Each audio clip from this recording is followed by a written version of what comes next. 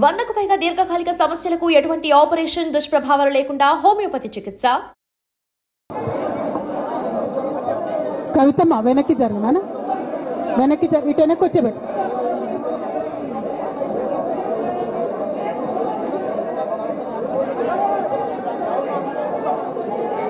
కూర్చోండి, ప్లేస్ లేదా? కూర్చోండి కూర్చోండి కూర్చోండి, చేర్చు. Okay, it's okay, it's okay, it's okay. జై తెలంగాణ. ఓకే, ఆగాగమ్మా. ఇవాళ జాగృతి కార్యకర్తలకు దయచేసి విన్నపము, మీరు కొద్దిగా వెనక్కి జరిగితే ప్రెస్ మిత్రులు రావాలి.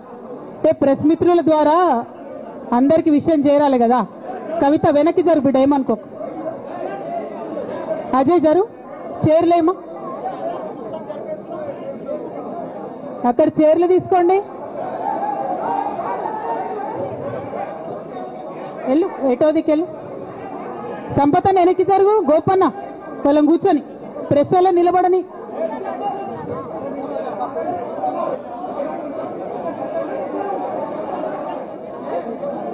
ఒక 2 minutes. మా ఆఫీస్ జర చిన్నగా అయింది, ఏమనుకోద్దు ప్రెస్ మిత్రులు. కొన్ని చైర్స్ తీసుకోబా ఇక్కడ ప్రెస్ వాళ్ళకు. ఉమ్మగారు వద్దాం వద్దాం please. Let me address to everybody please. Venkati తొందరగా స్టార్ట్ చేయాలి, తొందరగా స్టార్ట్ చేయనా. జై తెలంగాణ, జై తెలంగాణ. రాజ్ కుమార్ వెనుకోళ్ళకి కనబడతలేదట, ఒక్కసారి కింద కూర్చోవా, కింద చైర్ తీసే ప్లీజ్, ఏమనుకో. ఓకేనా, ఓకేనా.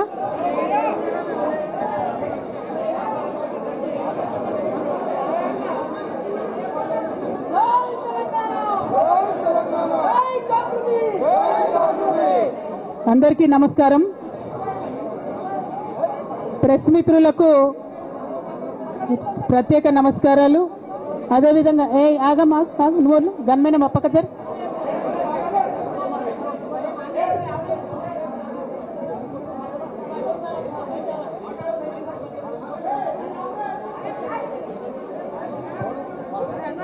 ఓకేనా, మాట్లాడనా. ప్రెస్ మిత్రులకు జరుగుతున్నటువంటి ఇన్కన్వీనియన్స్కి క్షమించమని కోరుతా ఉన్నాను. అట్లానే ఇక్కడ ఇవాళ ఇంత పెద్ద ఎత్తున హాజరైనటువంటి జాగృతి కార్యకర్తలకు, నాయకులకు అందరికి కూడా హృదయపూర్వకంగా నా నమస్కారాలు తెలియజేస్తా ఉన్నాను.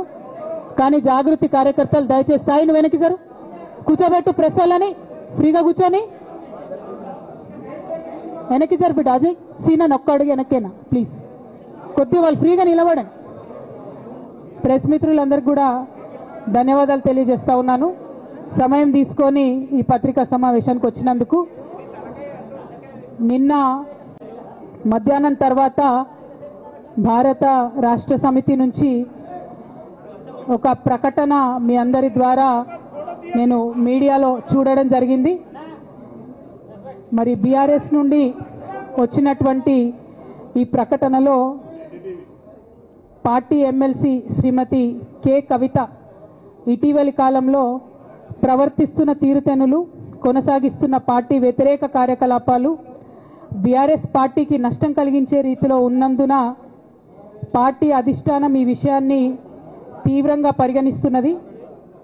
పార్టీ అధ్యక్షులు శ్రీ కె చంద్రశేఖరరావు గారు శ్రీమతి కె కవితను తక్షణం పార్టీ నుండి సస్పెండ్ చేస్తూ నిర్ణయం తీసుకున్నారని చెప్పి మరి నాకు ఒక ప్రకటన నిన్న టీవీల ద్వారా అందుకోవడం జరిగింది. మరి నేను పార్టీ నుండి వచ్చినటువంటి లేఖలో ప్రత్యేకంగా 2 అంశాల మీద మాట్లాడదలుచుకున్నాను. నేను అక్రమ కేసులు పెట్టి నా మీద తిహార్ జైల్లో 5.5 నెలల పాటు ఉండి బయటకు వచ్చిన తర్వాత నవంబర్ 23వ తారీఖు 2024 నుండి నేను ప్రజాక్షేత్రంలోకి వచ్చి అనేక కార్యక్రమాలు చేయడం జరిగింది. మరి నేను చేసినటువంటి పనులలో మొట్టమొదటిది, ఒక బిడ్డ హాస్టల్లో చనిపోతే ఆమెను విజిట్ చేసి, అట్లానే గురుకులాల్లో జరుగుతున్నటువంటి అన్యాయాల మీద మొట్టమొదటి కార్యక్రమం తీసుకొని నేను మాట్లాడినా. ఆ తర్వాత బీసీలకు జరుగుతున్నటువంటి అన్యాయం, కాంగ్రెస్ పార్టీ మేనిఫెస్టోలో ఇచ్చినటువంటి 42% హామీ కోసము పెద్ద ఎత్తున నేను పనిచేయడం జరిగింది. అట్లానే మహిళలకు 2500 ఇవ్వాలని చెప్పి పోస్ట్ కార్డు ఉద్యమాన్ని నేను చేపట్టడం జరిగింది. పెద్దవాళ్లకు పెన్షన్లు పెంచాలని నేను ఉద్యమాలు చేయడం జరిగింది. తెలంగాణ తల్లి స్వరూపాన్ని మారిస్తే అట్లెట్లా మారుస్తారని రౌండ్ టేబుల్ సమావేశం పెట్టినాం. బనకచెర్లు అక్కడ కడుతున్నారంటే దాని మీద రౌండ్ టేబుల్ సమావేశం పెట్టినాం. ఓవరాల్గా తెలంగాణ ప్రాజెక్టులు, అందుబాటులో ఉన్నటువంటి నీళ్లు, వీటన్నిటి మీద కూడా రౌండ్ టేబుల్ పెట్టినాం. భద్రాచలం దగ్గర 5 గ్రామాలు ముంపు సమస్య ఉంది, ఎవరు పట్టించుకుంటలేరంటే వాళ్ళని పిలిపించుకొని రౌండ్ టేబుల్ సమావేశం పెట్టి ప్రభుత్వం మీద ఒత్తిడి తీసుకొచ్చే కార్యక్రమం చేసినాం. ముఖ్యమంత్రి గారు సొంత జిల్లా మహబూబ్ నగర్లో భూ నిర్వాసితులకు అన్యాయం జరుగుతుందంటే నారాయణపేట నియోజకవర్గం వెళ్ళి వాళ్లకు మద్దతుగా మేము నిలబడి రావడం జరిగింది. అట్లానే 47 నియోజకవర్గాలలో బీఆర్ఎస్ కండువా బాజాప్తా కప్పుకొని, గులాబీ కండువా బాజాప్తా కప్పుకొని ఎక్కడికి పోతే అక్కడ రాహుల్ చంద్రశేఖర్ రెడ్డి గారిని రిక్వెస్ట్ చేసి భవన్ నుంచి అక్కడ ఉండేటటువంటి బీఆర్ఎస్ నాయకులకు అఫీషియల్ కమ్యూనికేషన్ చేపించి ప్రతి ఒక్క బీఆర్ఎస్ నాయకులకు, కార్యకర్తలకు మాట్లాడి ఆయా పర్యటనలకు వెళ్ళినప్పుడు అందరినీ కలుపుకొని బాజాప్తా గులాబీ కండువా వేసుకొని 47 నియోజకవర్గాలు నవంబర్ 23, 2024 నుండి ఈ రోజు వరకు నేను పర్యటన చేసి అనేక ప్రజా సమస్యల మీద మాట్లాడడం జరిగింది. మరి ఇవన్నీ పార్టీ వ్యతిరేక కార్యకలాపాలు అన్నది నాకు అర్థం కాలేదు. ఎట్లా వ్యతిరేక కార్యకలాపాలు అవుతాయన్నది కూడా ఒకసారి పార్టీ పెద్దలు పునరాలోచించుకోవాలని చెప్పి నేను రిక్వెస్ట్ చేస్తూ ఉన్నాను. అదేవిధంగా మరి బీసీల కోసం నేను పోరాటం చేస్తుంటే అట్లెట్లా మాట్లాడుతుంది, ఇట్లెట్లా మాట్లాడుతుంది, పార్టీకి వ్యతిరేకంగా మాట్లాడుతుంది. అరే, నేను కాంగ్రెస్ పెద్దల మీద ఒత్తిడి తీసుకొస్తుంటే బీసీలకు 42% అమలు చేయాలంటే ఏది పడితే అది చిల్వల్ పల్వల్గా నా మీద రాపించడం, ప్రచారం చేయడం, చాలా దారుణమైనటువంటి పనులు పార్టీలో ఉన్నటువంటి కొందరు పని కట్టుకొని, కత్తి కట్టుకొని నా మీద చేయడం జరిగింది. అట్లానే నేను ఒక మాట ఏమన్నా, సామాజిక తెలంగాణ సాధన కోసం నేను కట్టుబడి ఉన్నా అన్న. దానిలో తప్పేముంది?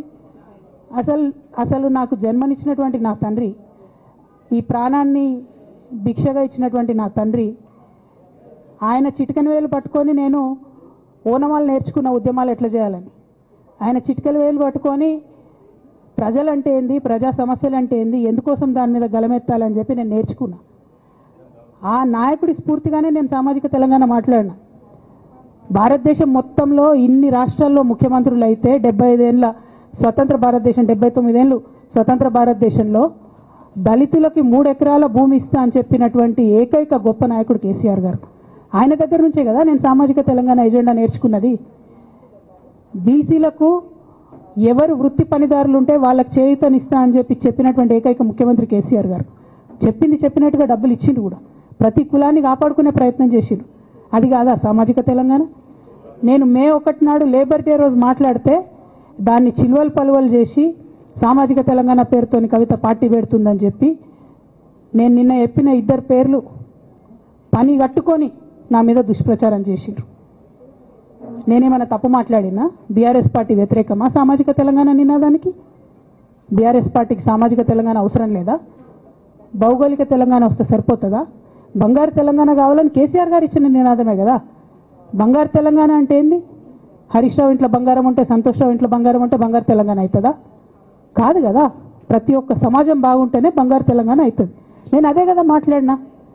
దానికి ఇష్టం వచ్చినట్టు నా మీద స్టోరీ లేపిస్తే నేను భవన్లో పోయి కూర్చొని బాజాప్తా, ఎక్కడో కాదు, బయట ప్రెస్ మీట్ పెట్టలేదు, ఏ ప్రెస్ క్లబ్లో పెట్టలేదు, డైరెక్ట్గా తెలంగాణ భవన్ నా ఆఫీస్ అండి, నా పార్టీ భవన్లో పోయి కూర్చొని నేనేం చెప్పినా, నా మీద కుట్రలు జరుగుతున్నది, నా మీద విషప్రచారం జరుగుతున్నది అని చెప్పిన.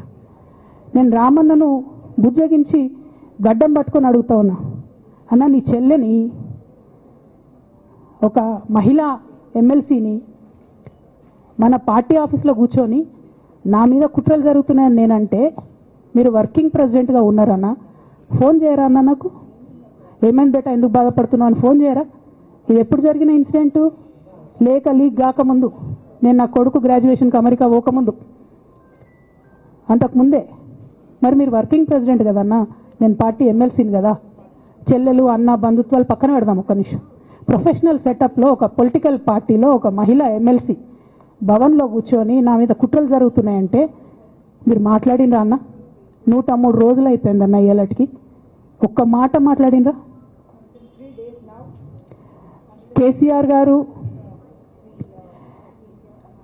దగ్గర నుంచి కమ్యూనికేషన్ రావాలని నేను ఎక్స్పెక్ట్ చేయలే. వారు పెద్దవారు, వారికి అనేకమైన పనులు ఉంటాయి. మొత్తం పార్టీని ఇప్పుడు పునర్నిర్మించుకోవాల్సిన అవసరం ఉంది. తెలంగాణకు జరుగుతున్నటువంటి అన్యాయాన్ని వారు ఎప్పటికప్పుడు దిశానిర్దేశం చేయాల్సిన అవసరం ఉంది. కానీ వర్కింగ్ ప్రెసిడెంట్ గారి దగ్గర నుంచి ఫోన్ రాకపోవడం మాత్రం ఒక మాట అనిపించింది నాకు. నేను కేసీఆర్ గారి బిడ్డను, నేను కూర్చొని ప్రెస్ మీట్ పెడితేనే రెస్పాన్స్ రాలేదంటే మరి ఇంకో మామూలు మహిళా కార్యకర్తకు బీఆర్ఎస్ పార్టీలో మన అన్యాయం జరిగితే రెస్పాన్స్ వస్తుందా? నాకైతే అనిపించలేదు. వస్తుందేమో నాకు తెలియదు. కానీ నేను ఒక మాటకు నాకు సంతోషం అనిపించింది. నాకు నోటీస్ రాగానే అక్కడ మహిళా ఎమ్మెల్సీలు కూర్చొని, మహిళలందరినీ కూర్చొని, ఫస్ట్ టైం అనుకుంటా భవన్లో 5 మహిళలు కూర్చొని ఇండిపెండెంట్గా ప్రెస్ మీట్ మాట్లాడింది. చాలా సంతోషం. ఇటువంటి అంతర్గత ప్రజాస్వామ్యం రావాలనే నేను కోరుకున్నా. మహిళలకు, ఎస్సీలకు, ఎస్టీలకు, బహుజనులకు కోటరీల అడ్డంకులు లేకుండా యాక్సెస్ రావాలి. అది మైక్కి యాక్సెస్ రావాలి, బాస్కి యాక్సెస్ రావాలనే నేను అనుకున్నా. అది జరిగింది. చాలా సంతోషం. నన్ను సస్పెండ్ చేసినాక అయినా పర్లేదు, కానీ జరిగింది. నిన్న మహిళలందరూ కూర్చొని మాట్లాడి నేనేమంటున్నా అంటే కేసీఆర్ గారు, కేటీఆర్ గారు, నేను, మా కుటుంబం, మాది రక్త సంబంధం. పదవులు పోతేనో, పార్టీలకు వెళ్ళి సస్పెండ్ చేస్తేనో పోయేటటువంటి బంధం కాదు. కానీ ఎవరైతే వెస్టెడ్ ఇంట్రెస్ట్ ఉన్న పార్టీలు ఉంటారో, పార్టీలో ఉండి కేవలం డబ్బు సంపాదించుకోవాలనేటటువంటి ఒక ఆలోచనతో, వ్యక్తిగత లబ్ధి పొందాలనేటటువంటి ఆలోచనతో ఉన్నటువంటి వ్యక్తులు, వాళ్ళకి కావాల్సింది ఏంది? మేము ముగ్గురం కలిసి ఉండొద్దు, మా కుటుంబం బాగుండొద్దు, మా కుటుంబం విచ్ఛిన్నమైతేనే వాళ్ళకి అధికారం వస్తుంది. దాంట్లో భాగంగా ఇవాళ మొదటి స్టెప్పు నన్ను బయటేసిరు పార్టీలకు వెళ్ళి. అది ఇక్కడితో ఆగదు. నేను గౌరవనీయులు పెద్దలు దైవ సమానులు కేసీఆర్ గారిని విజ్ఞప్తి చేస్తా ఉన్నా, మీకు ఒక సూచన చేస్తా ఉన్నా. దయచేసి మీ చుట్టూ ఏం జరుగుతున్నదో ఒకసారి చూసుకోండి నాన్న. నన్ను ఇవాళ బయటకు పంపొచ్చు, నేను మీలాగా స్ట్రేట్ ఫార్వర్డ్ ఉంటా, నిజాలు మాట్లాడతా. నేను ఉద్యమం నేపథ్యం నుండి వచ్చిన కాబట్టి నాగ్గా, ఉన్నది లేనట్టుగా, లేనిది ఉన్నట్టుగా, మోసం చేయాలని చెప్పో ఇంకోటి చేయాలని చెప్పో మాట్లాడను. స్ట్రేట్ ఫార్వర్డ్గా ఇష్యూస్ మాట్లాడతా కాబట్టి నన్ను ఇలా బలి చేసిండ్రు, పర్వాలే. కానీ రేపటి నాడు ఇదే ప్రమాదం రామన్నకు కూడా పొంచుంది, రేపటి నాడు ఇదే ప్రమాదం మీకు కూడా పొంచుంది. అల్టిమేట్గా బీఆర్ఎస్ పార్టీని హస్తగతం చేసుకోవడానికి జరుగుతున్నటువంటి కుట్రలో భాగంగానే ఇవాళ నన్ను ఎలిమినేట్ చేయడం జరిగింది.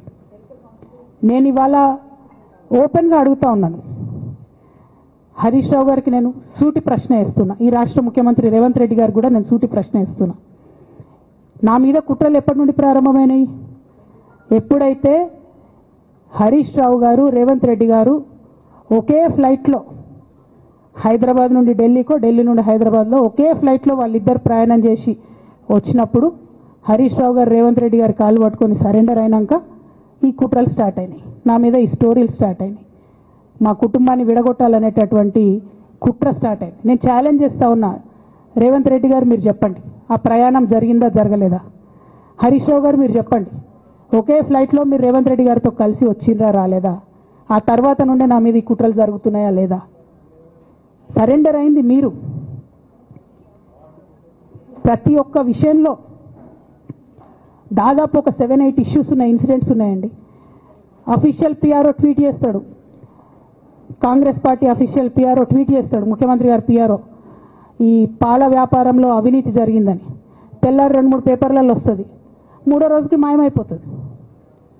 అదే కేటీఆర్ గారినేమో 3 సార్లు విచారణ పేరుతో పిలిచి వేధిస్తారు. అంటే కేసీఆర్ కుటుంబం నికార్స్గా బరిగీసుకొని కాంగ్రెస్ పార్టీతో రేవంత్ రెడ్డి కొట్లాడుతున్నాం కాబట్టి మా మీదనేమో కుట్రలు జరుగుతాయి, మా మీదనేమో కేసులు పెడతారు. మీ మాత్రం 1 or 2 days హెడ్లైన్స్ వస్తే తర్వాత న్యూస్ గాయబవుతుంది. ఎన్ని జరగలే చెప్పండి హరీష్ రావు గారి విషయంలో? ఫస్ట్ పాల వ్యాపారం మీద ఏమొచ్చినాయి ఆరోపణలు?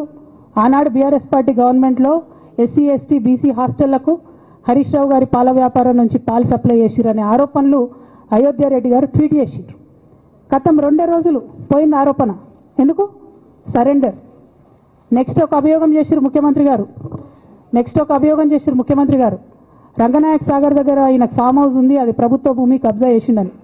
1 day headline, 3rd day news గాయబ్, నో కేస్ నథింగ్. కేటీఆర్ పరిస్థితి ఏంటి? ఎన్ని కేసులు పెట్టిరు కేటీఆర్ అన్న మీద? ఎన్నిసార్లు పిలిచిండు విచారణకు? ఇవన్నీ పక్కన పెడదాం. నిన్నటి లేటెస్ట్ ఇష్యూ మాట్లాడదాం. కాళేశ్వరం కానీ ఇంకోటి కానీ ఏ ప్రభుత్వంలో అయినా పొలిటికల్ పాలసీ చేసేవాళ్ళు, విధానపరమైన నిర్ణయాలు తీసుకునే వాళ్ళు ముఖ్యమంత్రులు ఉంటారు. కింద ఉన్నటువంటి మంత్రులు దాన్ని ఎగ్జిక్యూట్ చేయాలి. కేసీఆర్ గారు ఒక పాలసీ డెసిషన్ తీసుకున్నారు, నేను కాళేశ్వరం ప్రాజెక్టు కడతా, దానికి ఇన్ని డబ్బులు ఇస్తా అని. ఆనాడు మంత్రి ఎవరు? ఎగ్జిక్యూషన్ చేయాల్సింది ఎవరు? 2014 నుంచి 2018 వరకు తుమ్మిడిహెట్టి దగ్గర నుంచి మేడిగడ్డకు స్థలం మార్చినప్పుడు మంత్రి ఎవరు? ప్రాజెక్టులు డిసైడ్ చేసినప్పుడు మంత్రి ఎవరు? అన్ని మీటింగ్లు టెక్నికల్ ఇష్యూస్ చూసుకోవాల్సింది ఎవరు? ఇవన్నీ రేవంత్ రెడ్డి గారు మాట్లాడారు. నేను మొత్తం అసెంబ్లీ స్పీచ్ చూడరు మీరు, వీళ్ళ మ్యాచ్ ఫిక్సింగ్ అనేది మీకు తెలిసిపోతుంది. ఏం మాట్లాడరు ఆయన. ఎంతసేపు కేసీఆర్ కాళేశ్వరం కట్టిండు, కేసీఆర్ కుటుంబం 1,00,000 కోట్లు తిన్నది. అరే 2007 నుంచి ఇప్పటివరకు కాళేశ్వరం 1,00,000 కోట్లు కూడా ఖర్చు కాలే. 1,00,000 కోట్లు ఖర్చు కాని ప్రాజెక్టులో 40 లక్షల ఎకరాలకు నీళ్ళీయంగా కూడా 1,00,000 కోట్ల అవినీతి అయింది అంటారు రేవంత్ రెడ్డి గారు. దాన్ని మళ్ళీ ఓన్లీ కేసీఆర్ గారి గురించి చెప్తారు, హరీష్ రావు గారి గురించి మాట్లాడరు. ఎందుకంటే ఇంటర్నల్ అండర్స్టాండింగ్ ఉంది వీళ్ళిద్దరికి. నేను రామన్నను ఒకటే రిక్వెస్ట్ చేస్తున్నా, అన్న ఇవాళ మీతో బాగున్నట్టు వాళ్ళు నటించవచ్చు, హరీష్ అన్న కావచ్చు, సంతన్న కావచ్చు, కానీ వాళ్ళు మన మంచి కోరుకునే వాళ్ళు కాదు. వాళ్ళు తెలంగాణ ప్రజల మంచి కోరుకునే వాళ్ళు కాదు. వాళ్ళు కేసీఆర్ గారి మంచి కోరుకునే వాళ్ళు కాదు. వాళ్ళను మీరు దూరం పెట్టి రాజకీయంగా తెలంగాణ రాష్ట్ర సమితిలో ఇప్పుడు బీఆర్ఎస్లో పనిచేస్తున్నటువంటి హార్డ్ కోర్ కార్యకర్తలను దగ్గరికి తీసుకొని ప్రజా ఉద్యమాలు తీసుకొని ప్రజల దగ్గరికి పోతేనే మన పార్టీ బతుకుంటుంది, నాన్న పేరు బాగుంటుంది. ఇవాళ నాన్నకు సిబిఐ అనేటటువంటిది వచ్చిందంటే అది కేవలం హరీష్ రావు గారు, సంతోష్ రావు గారి అవినీతి వల్లనే వచ్చిందని మళ్ళొకసారి నేను గంటాపదంగా చెప్తున్నాను. ఇంకా గమ్మత్ ఏంటంటే ఇదే హరీష్ రావు గారు వాళ్ళ ఫాలోవర్స్ అంతా నిన్నటి నుంచి చెప్తున్నారు, హరీష్ అన్న చాలా కష్టపడ్డాడు, డే 1 నుంచి ఉన్నాడు అని. డే 1 నుంచి లేడండి. చాలామంది రిపోర్టర్లకు తెలుసు, సీనియర్ రిపోర్టర్లకు డే 1 నుంచి లేరు. పెద్దసారు టీడీపీ నుంచి బయటకు వస్తుంటే మామయ్య మనకెందుకు, డిప్యూటీ సీఎం మనం ఎందుకు రాజీనామా చేయాలి, ఈ ఉద్యమం ఏమవుతుందో, ఈ పార్టీ ఏమవుతుందో మనకు రిస్క్ ఎందుకని ఆనాడు ఈనాడు పేపర్లో వచ్చింది. 1,50,00,000 రూపాయలు తీసుకొని వ్యాపారం చేసుకుందామని హరీష్ రావు గారు ఎక్కడికో పోయిందని కూడా వచ్చింది. కటింగ్ కోసం దొరికినప్పుడు ఎప్పుడో ట్వీట్ చేస్తుందని నేను. బీఆర్ఎస్ పార్టీ ఆనాడు టీఆర్ఎస్ పార్టీ పెట్టినాక 9-10 నెలల తర్వాత వచ్చింది హరీష్ రావు గారు. డే 1 నుంచి లేరు. నమ్మకం లేకుండా ఆయన పార్టీ నిలబడుతుందో ఉంటుందో పోతుందో అని. ఓకే అయిపోయింది. రాగానే సారు పెద్ద హృదయం కాబట్టి క్షమించిరు, దగ్గర తీసుకున్నారు, ఎమ్మెల్యే కాకముందే మంత్రి ఇచ్చిర్రు, అన్ని రకాలుగా ఆదరించిరు, అన్నీ చేసిండ్రు. ఎప్పుడైతే పార్టీకి ఒక్క క్షణం చెడ్డ పేరు వచ్చిందో ఎక్కడ పోయిండండి ఈయన? చక్కగా పోయి వైఎస్ రాజశేఖర రెడ్డిని కలవలే? మీ అందరికి గుర్తులేదు ఆ ఫోటో? సీనియర్ నాయకులందరికీ బాగా మాట్లాడతారు, అన్ని దగ్గర ఉన్నా, నేనే ఉన్నా, నేను ఎక్కడ లేను. నిన్న పాపం చాలా మంది ఈ కొత్త సోషల్ మీడియా పిల్లలు ఉన్నట్టు వాళ్ళకి హిస్టరీ తెలియదు అనుకుంటా, అందుకే చెప్తున్నా ఇవాళ. అదేవిధంగా నేను పెద్ద ట్రబుల్ షూటర్ అంటారు. ట్రబుల్ షూటర్ కాదు, ఈజ్ అ బబుల్ షూటర్. ఆయన ఏంటంటే ట్రబుల్ ఆయన్నే క్రియేట్ చేస్తాడు, చేసి నేనే సాల్వ్ చేసినట్టు నటిస్తాడు. నేను లేటెస్ట్ ఎగ్జాంపుల్ చెప్తా పట్టురు. నేను మొన్న దాసోజు శ్రవణ్ అన్న ఎలక్షన్ ఎమ్మెల్సీ ఎన్నికలలో బీఆర్ఎస్ పార్టీ డిసైడెడ్ ఒకటే క్యాండిడేట్ని పెడదామని. కానీ హరీష్ రావు గారు ఇంటర్నల్గా బీజేపీ వాళ్ళతో మాట్లాడుకొని ఏం చెప్తారంటే, మీ దగ్గర నుంచి ఒక క్యాండిడేట్ని ఇవ్వండి, నేను మామయ్యని కన్విన్స్ చేసి 2వ క్యాండిడేట్కి పెట్టిస్తా అంటే he wants to create a trouble. ఈ క్రైసిస్లో ఆల్రెడీ మన పార్టీలోకి వెళ్ళి 10 మంది ఎమ్మెల్యేలు వెళ్ళిపోయినాక 38 మందిలో 10 మంది పోయినాక నువ్వు ఇంకో సెకండ్ క్యాండిడేట్ని పెడితే ఎంత కన్ఫ్యూజన్ అవుతుంది? ఎవరెవరు ఎటెట్ ఓట్లు వేస్తారు? అంటే హార్స్ ట్రేడింగ్కి ఈయన ట్రబుల్ షూటర్ గారు ట్రబుల్ని ఓపెన్ చేస్తారు అన్నట్టు. నాకెందుకో లక్కీగా ఒక బీజేపీ ఎమ్మెల్యే గారు ఫోన్ చేసి, అక్క మరి పెద్దసారి పర్మిషన్ ఉందా హరీష్ అని ఇట్లా అంటున్నారంటే, నేను డైరెక్ట్గా పెద్దసారికే ఫోన్ చేసి నాన్న మరి ఇట్లా అంటున్నారు, మనం సెకండ్ క్యాండిడేట్కి పర్మిషన్ ఇస్తారంటే, nothing doing, only Shravan will get elected, ఎవరు చెప్పారు మీకు అన్నారు. అంటే నేను ఆ విషయం వెంటనే అటువైపు కన్వే చేసిన, లేదండి మాకు అట్లాంటి ఆలోచన లేదు. ఎందుకు ఈ రీసెంట్ ఎగ్జాంపుల్ చెప్తున్నా ఇవాళ అంటే, హరీష్ రావు గారు ట్రబుల్ క్రియేట్ చేసి ట్రబుల్ని మాఫీ చేసినట్టుగా ప్రయత్నం చేస్తారు. బీఆర్ఎస్ కార్యకర్తలందరికీ నేను నా తమ్ముళ్ళకి రిక్వెస్ట్ చేసి చెప్తున్నా, మా చెల్లెలకు రిక్వెస్ట్ చేసి చెప్తున్నా, మీకు పెద్ద స్థాయిలో జరిగే అన్ని విషయాలు తెలియకుండా అందరూ మన వెల్ విషర్స్ అనుకుంటారు. అది మీ తప్పు కాదు. ఎందుకంటే కేసీఆర్ సార్ అంత ఓపెన్ మైండ్తో ఓపెన్ హార్ట్తో ఉంటారు కాబట్టి బీఆర్ఎస్లో ఉన్న అందరూ అట్లే ఉంటారు అనుకుంటారు. కానీ చాలా మందికి చాలా హిడెన్ ఎజెండాస్ ఉన్నాయి. ఒక పక్క కాంగ్రెస్తో కలిసి ఉన్నారు, ఇంకో పక్క బీజేపీతో మాట్లాడుతున్నారు, ఎవరితో అవసరమైతే అటు మాట్లాడుతున్నారు. అదేవిధంగా 2018 ఎన్నికలలో హరీష్ రావు గారు 20-25 మంది ఎమ్మెల్యేలకు ఎన్నికలలో అడిషనల్ ఫండింగ్ ఇచ్చారు, పార్టీ ఇచ్చింది కాకుండా. ఏడికేలు వచ్చినాయి హరీష్ రావు గారికి అన్ని డబ్బులు? 100% కాళేశ్వరంలో జరిగిన అవినీతి నుంచి వచ్చిన డబ్బులే. ఆయన ఆలోచన ఏం చేసిందంటే ఏమన్నా కొద్దిగా అటు ఇటు అవుతుందేమో రిజల్ట్, నా దగ్గర ఎమ్మెల్యేస్ ఉండాలని ఆలోచన చేశాను. నీకు అసలు అట్లాంటి ఆలోచన ఎందుకు వచ్చింది? నేను కట్టప్పలాంటోని కేసీఆర్ గారి దగ్గర ఉండేటోని అంటావు కదా, నీకేం అవసరం వచ్చింది ఎమ్మెల్యేస్కి సపరేట్గా ఫండింగ్ ఇవ్వడానికి? ఎవరికి తెలియదు అనుకుంటారా? ఇవి ఎవరు చెప్పారు అనుకుంటారా? ప్రతి ఒక్కరు చెప్తారు ఎమ్మెల్యేస్ ఓపెన్, నా పేర్లు కూడా తెలుసు, చెప్తే బాగుండదు, ఎమ్మెల్యేలు ఇబ్బంది పడతారు. నేను అనేది ఏంటంటే 2009లో రామన్న సిరిసిల్ల ఎలక్షన్లో మా బంధువుకు సంబంధించిన వ్యక్తులతోని 60 లక్షల రూపాయలు పంపిన హరీష్ రావు గారు రామన్నను ఓడగొట్టడానికి. నిన్నగాక మొన్న ఒక వీడియో మీరు కూడా చూసి ఒంటేరు ప్రతాప్ రెడ్డి గారిది, మీ మామయ్యను ఓడగొట్టమని ఎంతంటే అంత డబ్బులు ఇస్తా అని చెప్పిర్రని. ఓ పక్క కేసీఆర్ గారిని ఓడగొట్టాలి, ఓ పక్క కేటీఆర్ గారిని ఓడగొట్టాలి, నిజామాబాద్లో నా ఎంపీ సెగ్మెంట్లో అందరు ఎమ్మెల్యేలను మేనేజ్ చేయాలి, అందరిని మన కేసీఆర్ కుటుంబాన్ని ఓడగొట్టాలి, విచ్ఛిన్నం చేయాలి. కానీ కేసీఆర్ గారి పేరుతో వచ్చేటటువంటి బెనిఫిట్స్ మాత్రం అన్నీ కావాలి. మరి ఇటువంటి వారిని నా రిక్వెస్ట్ కేసీఆర్ గారితో కేటీఆర్ గారితో, వారిని మీ పక్కన పెట్టుకొని నిజం మాట్లాడే నన్ను బయటకు పంపితే మరి పార్టీ బాగుంటుందా? దయచేసి ఆలోచన చేసుకోండి. నేనేమంటున్నా రామన్న మిమ్మల్ని అంటే, నా మీద మీకు కోపం ఉండొచ్చు, నా మీద ఏముందో ఎవరేం చెప్పారో నాకు తెలియదు. నేను మాత్రం నా ప్రాణం పోయినా కేసీఆర్ గారికి హాని జరగాలని కానీ కేటీఆర్ గారికి హాని జరగాలని కానీ కోరుకోను. అది నా నైజం కాదు. ఆడపిల్లలకు అట్లుండదు. ఆడపిల్లలు ఇల్లు బాగుండాలనుకుంటారు. నా మనసుకి ఎంత గాయం అయితే, నాకు ఎన్ని అవమానాలు అయితే, నాకెంత ఇన్సల్ట్ అయితే, నా మీద ఎన్ని కుట్రలు జరిగితే నేను ఇట్లా మాట్లాడుతున్నది నా బాధ, ఇది నా ఆవేదన. నాన్న చూస్తలేరేంది వీళ్ళని అన్నది ఆవేదన, చూసుకుంటే క్షమిస్తారేంది ఇంకెన్నిసార్లు క్షమిస్తారు అన్నది నా బాధ. అంతే తప్ప నాకేం కోపం ఉంటుంది? ఎందుకు కోపం ఉంటుంది? నాకు ఎన్ని జన్మల పుణ్యం ఉంటే కేసీఆర్ లాంటి తండ్రి దొరుకుతాడు? కోట్లలో ఒకరికి ఉండేటటువంటి తండ్రి నాకు దొరికిండు. ఆయన లేకపోతే నేనెవరు ప్రపంచానికి తెలుస్తుందా? నాకెందుకు అవసరం ఉంటుంది? నాకేం కోపం ఉంటుంది కేసీఆర్ గారి మీద? నాకు టీఆర్ఎస్ పార్టీ మీద ఎందుకు కోపం ఉంటుంది? నాకు 27 సంవత్సరాలు ఉన్నప్పుడు నేను నా కొడుకుని చిన్న పిల్లగాన్ని పసిగుడ్డుని ఎత్తుకొని ఇక్కడికి వస్తే ఆ రోజు నుంచి ఈ రోజు వరకు నేను రోడ్డు మీదనే ఉన్నా, ఉద్యమాలే చేస్తున్నా, పోరాటాలే చేస్తున్నా, తెలంగాణ ప్రజల కోసం పనిచేస్తున్నా. 2014 నుంచి అధికారంలో ఉన్నప్పుడు కూడా నా ఇంటి దర్వాజాలు ఎప్పుడు తెలిసే ఉన్నాయి. ఇక్కడున్న మీడియా మిత్రులందరికీ తెలుసు. అధికారంలో ఉన్నా లేకున్నా నేను ఇట్లనే ఉన్నా. అధికారంలో ఉన్నప్పుడు నన్ను ఏమి సాగనీయకుండా నన్ను ప్రతిపక్ష ఎమ్మెల్యేని చూసినట్టు, ప్రతిపక్ష ఎంపీని చూసినట్టు చూసినా నేను ఇట్లనే ఉన్నా, ఓపెన్ మైండ్తోనే ఉన్నా. నేను కోరేది ఒకటే, కేసీఆర్ గారి ఆరోగ్యాన్ని కాపాడండి రామన్న, పార్టీని కాపాడండి, పార్టీలో ఉన్న కార్యకర్తల్ని కాపాడండి, అందరు బాగుండేలాగా ప్రజా సమస్యలు తీసుకోండి. నాకు అంతకుమించి కావాల్సింది ఏం లేదు.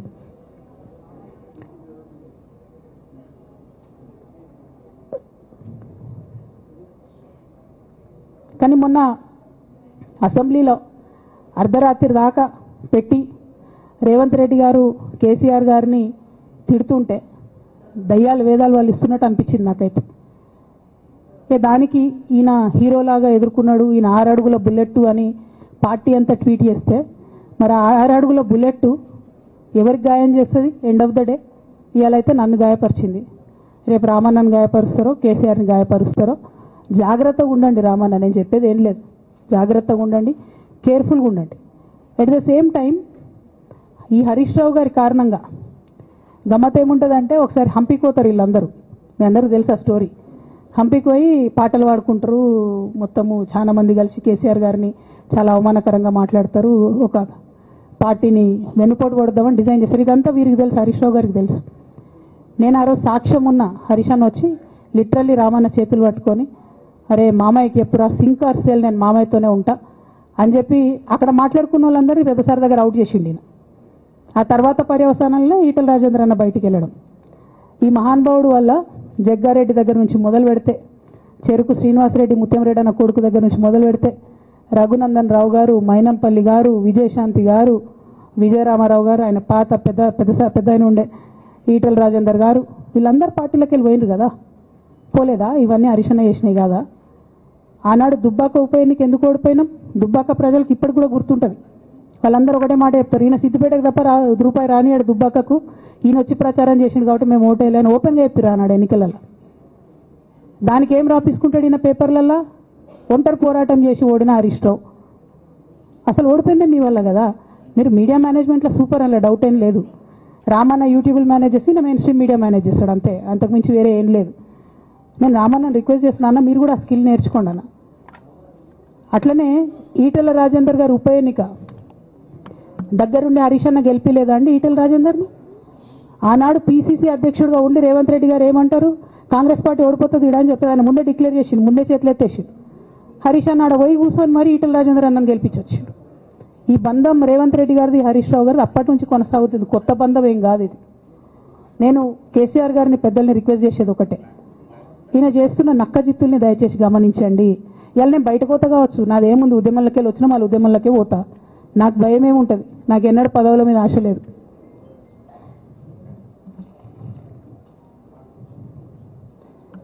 పార్టీ నుంచి వచ్చిన ఎమ్మెల్సీకి స్పీకర్ ఫార్మాట్లో చైర్మన్ గారికి నేను పంపుతా ఉన్నాను రాజీనామా పత్రాన్ని. అట్లానే బీఆర్ఎస్ పార్టీ ప్రాథమిక సభ్యత్వానికి కూడా గౌరవ పెద్దలు కేసీఆర్ గారికి రాజీనామాను పంపుతా ఉన్నాను. దీన్ని మన రావుల చంద్రశేఖర్ రెడ్డి గారికి తెలంగాణ భవన్కి వారికి నేను పంపుతా ఉన్నాను. ఎందుకు ఇవి ఇప్పుడే చూపించినా అంటే పదవుల మీద నాకు ఎప్పుడు ఆశ లేదు. మేము ఉద్యమంలోకి వచ్చింది ఎందుకంటే మా నాన్న ఒక్కరు ఇంత ఒంటరి పోరాటం చేస్తున్నారు, ఎంత వీలైతే అంత ఆయనకు మద్దతు ఇవ్వాలని వచ్చినాం. ఆనాడు మేము ఉద్యమంలోకి వచ్చినప్పుడు పార్టీ అధికారంలోకి వచ్చే ఆస్కారమే లేకుండే, తెలంగాణ వస్తుందో రాదే అనే అనుమానాలు అంతటా ఉండే. మేము ఉద్యమంలో కొట్లాటలో లాఠీ దెబ్బలు తినడం కోసం, జైల్లోకి పోవడం కోసం ఆనాడు వచ్చినాం ఉద్యమంలోకి. అధికారంలోకి వస్తామనుకొని రాలే. రామన్న అయినా నేనైనా కేవలం నాన్న కోసమే వచ్చినాం ఉద్యమంలోకి. అందుకే మా కుటుంబం మీద కుట్ర. ఈ కుట్రను గమనించమనే నేను మా కుటుంబాన్ని కోరుతా ఉన్నా. ఇక పెద్ద సార్కు నీడలాగా సంతోష్ రావు గారు ఉంటారు.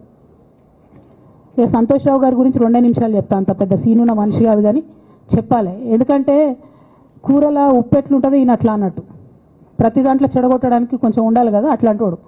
కాబట్టి చెప్పక తప్పదు ఈయన గురించి. చెప్పులో రాయి చెవులో జోరిగా అంటాం కదా అట్లాంటి టైపు, కాబట్టి ఖచ్చితంగా చెప్పాలి. విషయం ఏంటంటే ఈయన ధనదాహం ఎట్లాంటిదంటే సంతోష్ రావు గారిది, రామన్న కాన్స్టిట్యున్సీ, కేటీఆర్ అన్న కాన్స్టిట్యున్సీ నేరెళ్లలో ఇసుకలారి గుద్ది ఒక దళిత బిడ్డ చనిపోతాడు. సరే దాని మీద పాపం అక్కడ ఆ రోజు అందరు యాజిటేషన్ చేస్తే ఈయన సంతాన అడ్వాంటేజ్ ఏంది, ఈడ కూర్చుంటాడు కదా సార్ దగ్గర, సీఎంఓలకి వెళ్ళి ఫోన్ చేసి అక్కడ ఉన్న పోలీసు వాళ్ళందరినీ ఒత్తిడి పెట్టి 7 దళిత బిడ్డల్ని కొట్టినరండి. 3-4 సార్లు 3rd డిగ్రీ వేస్తే ఇలా 7 కుటుంబాలు కూడా వాళ్ళు ఎందుకు కూడా ఏ పని చేసుకోలేనటువంటి పరిస్థితులలో ఆ దళిత బిడ్డలు ఉన్నారు. అది మొత్తం రాజకీయంగా బ్లేమ్ అంతా రామన్న మీదకి వచ్చింది. ధనదాహమేమో సంతన్నది, నేరం చేసిందేమో సంతన్న, వీడికెళ్ళి ఫోన్లు చేసి ఒత్తిడి చేసి కొట్టిపించిందేమో సంతన్న, చెడ్డ పేరేమో రామన్నకు వస్తుంది. ఈ ఎగ్జాంపుల్ చెప్పడం కోసమే నేను ఈయన గురించి చెప్తున్నా, వేరే ఏం లేదు. ఇక సరే టానిక్ వీనిక్ ఈ వీటిలో వచ్చిన కేసులు ఏమవుతాయి, రేవంత్ రెడ్డి గారు ఆర్భాటంగా ఒక అనౌన్స్మెంట్ చేస్తారు. నేను ఇంతకుముందు చెప్పిన కదా మ్యాచ్ ఫిక్సింగ్ ఎట్లుంటుందంటే 1 డే న్యూస్ అవుతుంది, టానిక్లో ఈయన మీద కేసు పెట్టిరని, 3వ రోజు పోలీసు వాళ్ళు ఎఫ్ఐఆర్ కొట్టేసారు. అది మీరు ఇంకా కనుక్కోండి. కాజ్ చేసేసారు, కేసు మూసేసారు. ఏం అండర్స్టాండింగ్ ఉంది, ఎందుకు మూసేసారు? At the same time Harithaharam, తెలంగాణకు హరితహారం అని పెద్దలు కేసీఆర్ గారు పెద్ద కళతోని 230 కోట్లు అక్కడ గోబీ డెజర్ట్ల వాళ్ళు చెట్లు పెట్టి చైనాను కాపాడుకున్నారు. మనం అదే స్థాయిలో తెలంగాణను బాగు చేసుకోవాలని పెద్దసారి హరితహారం అని పెడితే ఈయన దానికి నకిలీ ప్రోగ్రామ్ గ్రీన్ ఇండియా ఛాలెంజ్ అని పెడతాడు. తెల్లారులేస్తే సినిమా వాళ్ళని తీసుకురావాలి, రోజు ఒక ఫోటో వేసుకోవాలి. దాని వెనుక ఉన్న కుట్ర ఏంటంటే జీవో అమెండ్మెంట్ అవుతుంది సంతోష్ గారి గురించి.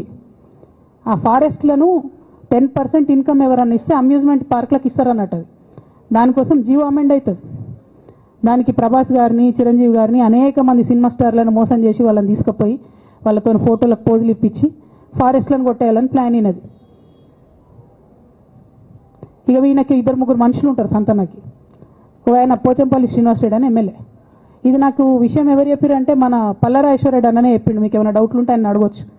ఈ పోచంపల్లి శ్రీనివాస్ రెడ్డి అనేట ఆయన వరికోల్ అనే ఊరు, సామాన్య కుటుంబం, మధ్యతరగతి కుటుంబం. ఇవాళ అక్కడ ఆయన శ్రీమంతుడు అని పిలుస్తారు పోచంపల్లి శ్రీనివాస్ రెడ్డి గారిని. ఇక్కడ నాకు పల్లరాజేశ్వరరెడ్డి గారు చెప్పిన సమాచారం ప్రకారం మోకిల్లాలో mega Srinivas Reddy, mega company ఉంది కదా, ఈ కాళేశ్వరంలో అవినీతి చేసిన mega company plus Pochampally Srinivas Reddy గారు కలిసి 750 కోట్ల విల్లా ప్రాజెక్ట్ చేస్తున్నారు మోకిల్లాల. ఏడికేళ్ళు వచ్చినాయి అవి? అవినీతి డబ్బులు కాదా? ఎట్లా వస్తాయి?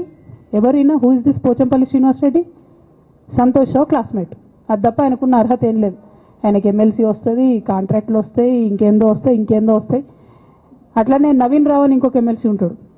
ఆయన డైరెక్ట్గా మా ముఖం పట్టుకొని అందరం కూడా అంటాడు, నాకు ఎమ్మెల్సీ ఇచ్చింది కేసీఆర్ గారైనా నాకు దేవుడు సంతోషం అంటాడు ఆయన. నిన్న మొన్న వాళ్ళ ఫాదర్ని పట్టుకున్నారు పేకాటల. ఏమైంది కేసు? ఆల్రెడీ నవీన్ రావు గారు పోయి మన ముఖ్యమంత్రి గారు కాళ్ళు పట్టుకున్నట్టుగా తెలిసింది. వాళ్ళ తండ్రిని విడిచిపెట్టారు, ఈయన మీద భూ కబ్జా కేసులు ఉంటే అవి విడిచిపెట్టారు. అంటే ఓ పక్క సంతోష్ రావు గ్యాంగు, ఇంకో పక్క హరీష్ రావు గ్యాంగు 100కు 100% రేవంత్ రెడ్డి గారితో, ఇక్కడున్న కాంగ్రెస్ ప్రభుత్వంతో, అవసరమైన సందర్భంలో పైనున్న బీజేపీతోని వాళ్ళు కోఆర్డినేషన్లో ఉండి బీఆర్ఎస్ పార్టీకి జలగల్లాగా పట్టి పీడుస్తున్నారు. నిరంతరం బీఆర్ఎస్ పార్టీకి నష్టం చేస్తున్నారు. ఎంత దారుణానికి ఒడిగట్టిరంటే ఆఖరికి నా ఓటమితో ప్రారంభమైంది అది. నిజామాబాద్లో నా ఓటమిలో కుట్రలు చేశారు. ఆనాడే మనం రివ్యూ చేసుకుంటే బాగుండలేదు. కానీ ఇప్పుడు అది ఎక్కడికి వచ్చింది? కామారెడ్డిలో పెద్దసారి ఓడిపోయేదాకా వచ్చింది పరిస్థితి. మూడోసారి ప్రభుత్వం పోయేదాకా వచ్చింది పరిస్థితి. ఒక్కొక్క ఎలక్ట్ అయిన ఎమ్మెల్యేను, ఓడిపోయిన ఎమ్మెల్యేలు పత్రికా మిత్రులు మీరు మాట్లాడండి. సంతోష్ రావు గారి బాధితులు నాకు మామూలుగా ఫోన్ చేస్తలేరు. అచ్చా ఈ కంపెనీ పేరు బ్లూఫిన్ అట, మోకిలా పల్లారాజేశ్వరరెడ్డి అని అప్పుడు పంపిన మెసేజ్ చూస్తున్న పాతది. Bluefin company Mokila. అయితే నేనేమంటున్నా అంటే ఇంత స్పష్టమైనటువంటి నేను ఇస్తున్నా. రేవంత్ రెడ్డి గారిని నేను ఛాలెంజ్ చేస్తున్నా. మరి ఎందుకు మీకు మీ ఏసీబీ వాళ్ళకు వీళ్ళ ఇండ్లు అడ్రస్లు దొరుకుతలేవా? ఏం అండర్స్టాండింగ్ ఎందుకు లేదు మీకు? లేకపోతే మీరు చర్యలు ఎందుకు తీసుకుంటలేరని నేను సూటిగా రేవంత్ రెడ్డి గారిని ప్రశ్నిస్తున్నా. ఇక తర్వాత వారు ఏం చేస్తారన్నది నాకు సంబంధం లేదు. ఇక నేను మాత్రం పర్టికులర్గా మళ్ళీ ఒకసారి నా బీఆర్ఎస్ పార్టీ కుటుంబ సభ్యులందరికీ, మా సొంత కుటుంబ సభ్యులకు కూడా రిక్వెస్ట్ చేస్తున్నది ఏంటంటే, నాకు 27 సంవత్సరాలు ఉన్నప్పుడు నేను రాజకీయాల్లోకి వచ్చిన, తెలంగాణ ఉద్యమం కోసం వచ్చిన. ఇవాళ నాకు 47 సంవత్సరాలు. అంటే నా 20 సంవత్సరాల జీవితం అంతా కూడా నేను బీఆర్ఎస్ పార్టీ కోసం, కేసీఆర్ గారి కోసం, తెలంగాణ జాగృతి కోసం, తెలంగాణ ప్రజల కోసం, తెలంగాణ ఆడబిడ్డల కోసం నేను గడిపిన. సడన్గా ఇవ్వాలా నీకేం సంబంధం బీఆర్ఎస్తో అని, నువ్వెవరు అని చెప్పి సస్పెన్షన్ ఒకసారికి పంపిస్తే చాలా బాధాకరంగా ఉంది. పర్వాలేదు, అయినా నాకు ప్రజలు ఉన్నారు, నేను వాళ్ళ దగ్గర పోతా, వాళ్ళతో పాటు ఉంటా. కానీ బీఆర్ఎస్ పార్టీలో ఉన్న నాయకులకు, కార్యకర్తలకు రిక్వెస్ట్ చేస్తాను, సోషల్ మీడియాలో వచ్చే పిచ్చి పిచ్చి పట్టుకొని ప్రజాప్రతినిధులు ప్రెస్ మీట్ పెట్టిరు నిన్న భవన్లో. నేను నిన్న మొన్నటి రోజు వాళ్ళ మీద ప్రెస్ మీట్ పెట్టినప్పుడు ఏమన్నా, కేసీఆర్ గారికి నష్టం చేసిన పార్టీ ఉంటే ఎంత పోతే ఎంత అన్న. సోషల్ మీడియాలో ఉన్న బీఆర్ఎస్ పార్టీ కొంతమంది దుర్మార్గులు ఉన్నారు, సోషల్ మీడియా వెంగు చూసేటోళ్ళు. వాళ్ళ ముంగట విషయం కట్ చేసిరు. ఏది కేసీఆర్ గారికి నష్టం చేసిన అనే విషయం కట్ చేసి బీఆర్ఎస్ పార్టీ ఉంటెంత పోతెంత నేను అన్నా అని చెప్పి ప్రచారం చేస్తున్నారు. నాదే పార్టీ బీఆర్ఎస్ పార్టీ. 20 ఏళ్ళు నేను కష్టపడ్డా. నేను తెలంగాణ జాగృతి పెట్టి ఇండిపెండెంట్గా పనిచేసినప్పుడు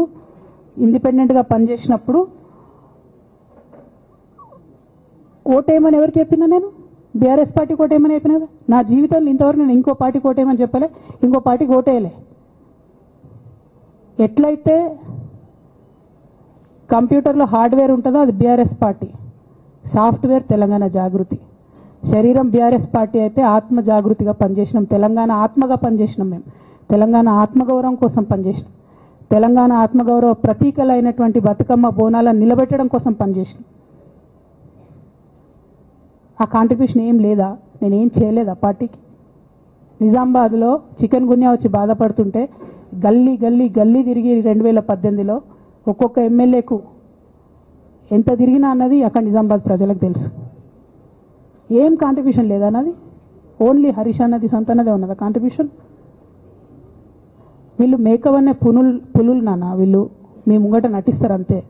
బయట వాళ్ళ నిజస్వరూపం వేరేలాగా ఉంటుంది. యాజ్ అ డాటర్గా రిక్వెస్ట్ చేస్తున్నా, ఒకసారి ఆలోచన చేయండి వాళ్ళ గురించి. నాకేమొద్దు, నన్ను పార్టీలోకి వెళ్ళి సస్పెండ్ చేసి నో ప్రాబ్లం, కానీ వాళ్ళని పార్టీలో ఉంచుకుంటే పార్టీ ఎట్లుంటుంది అన్నది మీరు ఆలోచన చేసుకోండి. ఇక అల్టిమేట్గా నేను చెప్పదలుచుకున్నది ఒకటే,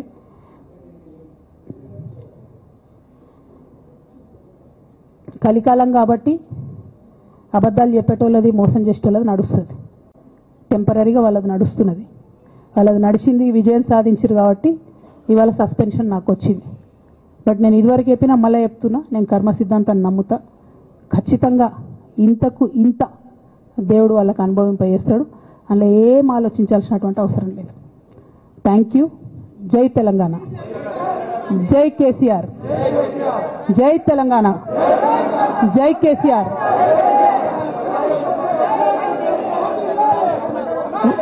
వన్ బై వన్.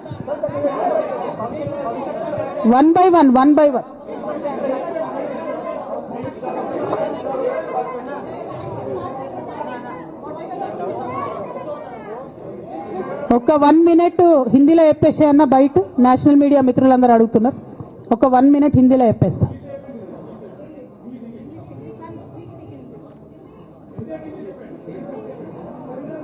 आज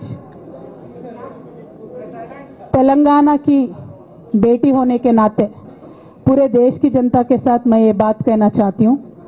पिछले 20 सालों के मेरे जिंदगी में मैंने हर दम हर वक्त बीआरएस पार्टी के उन्नति के लिए, तेलंगाना जनता के उन्नति के लिए, तेलंगाना के रैयतों के, तेलंगाना के महिलाओं के, तेलंगाना के युवाओं के उन्नति के लिए मैंने काम किया है.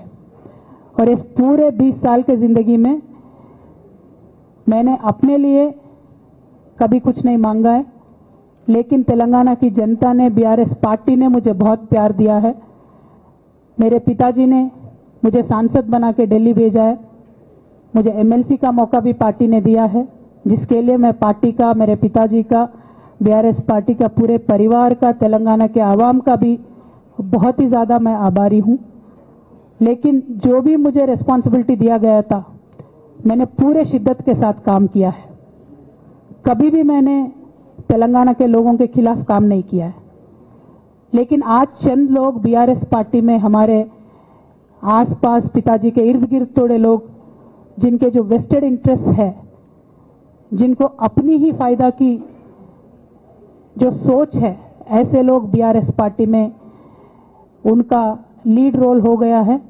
और उनके वजह से उन्होंने मेरे पिताजी के ऊपर, मैं ऐसा मानती हूँ, दबाव बना के मुझे पार्टी से निकालने का काम किया है.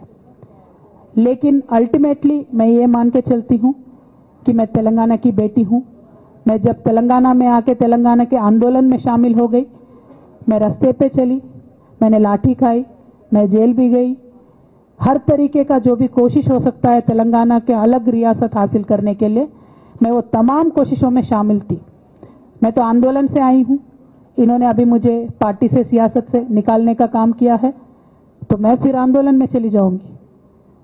लेकिन मैं बीआरएस पार्टी से, हमारे पिताजी से यही रिक्वेस्ट करना चाहती हूँ कि आपके इर्द गिर्द जो लोग जमा हुए हैं, उनकी नीयत के बारे में आप सोचिए. क्या वो पार्टी के लिए काम आएंगे? आप इसके ऊपर गौर कीजिए. हमारे परिवार को तोड़ने का काम उन्होंने आज किया है. बीआरएस पार्टी के परिवार को तोड़ने का काम आज उन्होंने किया है. और ये किसके फायदे के लिए उन्होंने किया है? तेलंगाना के आवाम के फायदा के लिए उन्होंने नहीं किया है, उनके खुद के फायदा के लिए किया है. तो मैं मेरे पिताजी से, बीआरएस पार्टी से यही रिक्वेस्ट करना चाहूंगी कि ऐसे लोगों को पहचानिए, उनकी असली रूप आप पहचानिए, और उनके ऊपर जो भी एक्शन हो सकता है वो लीजिए.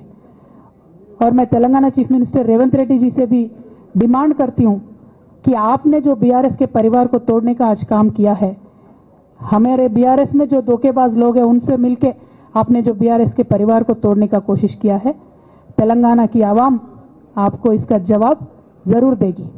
Thank you. जय तेलंगाना. ఒకరు చెప్పండి.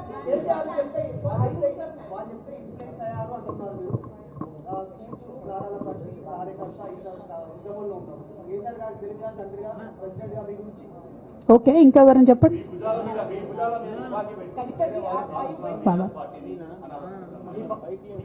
ఏమా నా భుజాల మీద తుపాకి పెట్టి.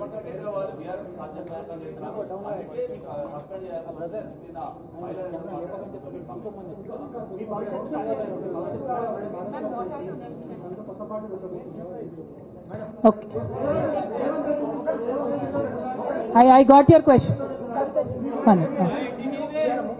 राहुल जी,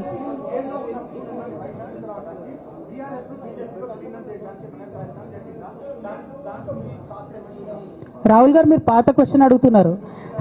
కొత్త ఇష్యూ ఏంది అని అంటే, బీఆర్ఎస్ పార్టీలో సస్పెన్షన్లో ఖచ్చితంగా కేసీఆర్ గారి మీద ఒత్తిడి తీసుకొచ్చే ఈ సస్పెన్షన్ చేశారని నేను నమ్ముతా ఉన్నాను. ఒక్కొక్కసారి ఏమవుతుందంటే చిన్న చిన్న వ్యక్తులు బాగా నడుస్తుంది, పరిస్థితులు సందర్భాన్ని బట్టి పెద్ద పెద్ద వ్యక్తులు కూడా కొన్ని కఠినమైన నిర్ణయాలు తీసుకోవాల్సి వస్తుంది. కేసీఆర్ గారు ఈ నిర్ణయం ఎందుకు తీసుకున్నారో అని అడిగేంత పెద్దదాన్ని కానీ అంత రాజకీయ అనుభవం కానీ నాకు లేదు. సో వారు తీసుకున్నటువంటి నిర్ణయాన్ని నేను శిరస వహిస్తాను. వారు ఎందుకు తీసుకున్నారో ఈ నిర్ణయం నాకు తెలియదు. కానీ నాకు ఒక సమస్య ఉంది, నేను రాసినటువంటి లెటర్ లీక్ అయిందని చెప్పి 100 రోజులైంది. ఆ సమస్య జరిగి 100 రోజులైంది. ఆ 100 రోజుల కన్నా ముందు కూడా నా మీద వివక్ష కొనసాగిందని ఇవాళ నేను మీకు ఎగ్జాంపుల్స్తో సహా చెప్పే ప్రయత్నం చేశాను. ఆ 100 రోజుల నుంచి జరుగుతున్నటువంటి పరిణామాలను కూడా మీ అందరి ముందు పెట్టిన. ఈ 100 రోజులలో పార్టీ ఎప్పుడు కూడా నన్ను ఎక్స్ప్లెనేషన్ అడగలేదు. నిన్న నన్ను సస్పెండ్ చేసే ముందు కూడా నన్ను ఎక్స్ప్లెనేషన్ అడగలేదు. ఇంకా చెప్పిన కదా, విచిత్రమైన విషాదం ఏంటంటే సడన్గా డిసిప్లినరీ కమిటీ పుట్టుకొచ్చింది. సడన్గా ఈయన రవీంద్రరావు అంటే దానిలో సంతకం చేసిండు. ఆయననే సార్ని తిట్టిండు మళ్ళీ మొన్న ఎలక్షన్ ఓడిపోయినప్పుడు. సో ఈ అన్నీ చూసి నాకేమనిపిస్తుందంటే చాలా ఒత్తిడిలో చాలా ప్రెషర్ పెట్టి సార్తో చేపించారని నేను అనుకుంటున్నాను.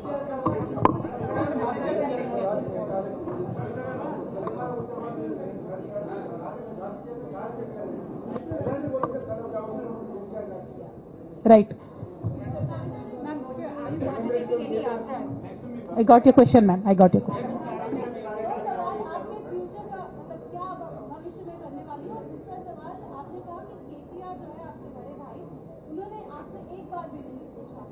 लेकिन क्या आपने भी उनसे संपर्क साधने की कोशिश की इस दौरान में, क्योंकि बहुत सारे बदलाव हुए. पहली बार हमने देखा कि राखी के त्योहार में भाई बहन साथ में. నేనేమంటున్నా అంటే కేసీఆర్ గారి రాజకీయ పరిజ్ఞానాన్ని క్వశ్చన్ చేసేంత స్థాయి నాకు లేదు, అంత అవగాహన కూడా నాకు లేదు. కాకపోతే పెద్ద నాయకులు అనేక సందర్భాల్లో ఒత్తిడికి గురైనటువంటి విషయాలు చరిత్రలో మనం చూసినాం. ఇవాళ అదే జరిగిందని నేను భావిస్తున్నా. 1. 2, నేను ఈ లేఖ అనేటటువంటిది రిలీజ్ అయిన తర్వాత ఎప్పుడు కేసీఆర్ గారికి కొంచెం ఇబ్బంది జరిగినా, అది కాళేశ్వరం కమిషన్కి వారు పిలుపుకొచ్చినా, 2 సార్లు వారు యశోద హాస్పిటల్కి వచ్చినా, నా చిన్న కొడుకు అమెరికాకు తీసుకెళ్లే సందర్భమైనా నేనే వారి దగ్గర పోయినా. నాకేం బేషణం ఉంటుంది, ఆయన మా నాన్న కదా. నేను పోయిన తర్వాత ఈ దుష్ట చతుష్టయం ఏదైతే ఉన్నదో, ఈ 2 గ్యాంగులు ఏవైతే ఉన్నాయో అక్కడ జరగనిది జరిగినట్టుగా మీడియాలలో విచిత్రమైన వార్తలు రాపించారు. ఎంత ఘోరం అంటే నేను నా కొడుకుని తీసుకపోతే నన్ను గన్మెన్లు రాలేదట. జరుగుతుంది అని ఎక్కడన్నట్ల. ఇటువంటివన్నీ మెయిన్ స్ట్రీమ్ పత్రికలు రాస్తాయి. మరి విచిత్రం నాకు అర్థం కాదు. మెయిన్ స్ట్రీమ్ పత్రికలు అనేటటువంటి ఇట్లాంటి వార్తలు మరి ఆడ ఎవరు లేని కూడా లేరు. ఎవరు చెప్పిరు, ఎందుకు రాపిచ్చిరు? సో నేనేమంటున్నా అంటే నేను ఎప్పుడు నాన్న దగ్గరికి వెళ్ళడానికి చూసినా కూడా మా మధ్య స్పర్ధ పెంచడానికి అనేకమైన వార్తలు రాపించి అనేకమైన కుట్రలు ఈ గత 103 రోజులుగా కొనసాగుతూనే ఉన్నాయి నా మీద. కానీ అంతకుముందు కూడా జరిగినాయనేదే నేను చెప్తున్నా. అందులో భాగంగానే రాఖీ రోజు కూడా ఒక 24 గంటల ముందే నేను అన్నకు కూడా మెసేజ్ పంపిన. అన్న రేపు రాఖీ ఉంది, నేను వచ్చి కడతాను, మీడియా లేకుండా వచ్చి కడతాననే మెసేజ్ పంపిన. బట్ అన్న బిజీగా ఉండే ఎక్కడికో వెళ్ళిండ్రు, నేను అర్థం చేసుకున్నాను. అందుకే వెళ్ళి రాఖీ కట్టలేకపోయినాను. సో నేను నా వైపు నుంచి ఎక్కడ కూడా కమ్యూనికేషన్ చేయడానికి ప్రయత్నంలో లోపం జరగలేదు. అటువైపు నుండి కమ్యూనికేషన్ రాలేదు. నేను చెప్పాలనుకున్నవి, నేను ఎత్తుకున్న ప్రజా సమస్యలు ఈ 103 రోజులలో మీ ముందున్నాయి, అవి చేస్తూనే ఉన్నా. ఇక భవిష్యత్తుకు సంబంధించినటువంటి విషయం నేనేం ఆలోచించలేదు. ఎందుకోసం అంటే నిన్న నోటీస్ రావడం అనేటటువంటిది డెఫినెట్గా నేను కొంచెం బాగా బాధపడ్డా. నాకెందుకు నోటీస్ వస్తుంది, మరి నా లేఖ లీక్ అయింది, లీక్ చేసింది ఎవరు అంటే చేసినటువంటి వ్యక్తుల మీద ఎందుకు విచారణ జరగలేదు అనేటటువంటిది ఖచ్చితంగా పార్టీ అంతర్గతంగా ఆలోచన చేసుకోవాలి. అంటే నన్ను ఏం మాట్లాడకుండా నన్ను డైరెక్ట్గా ఉరిదీస్తారు.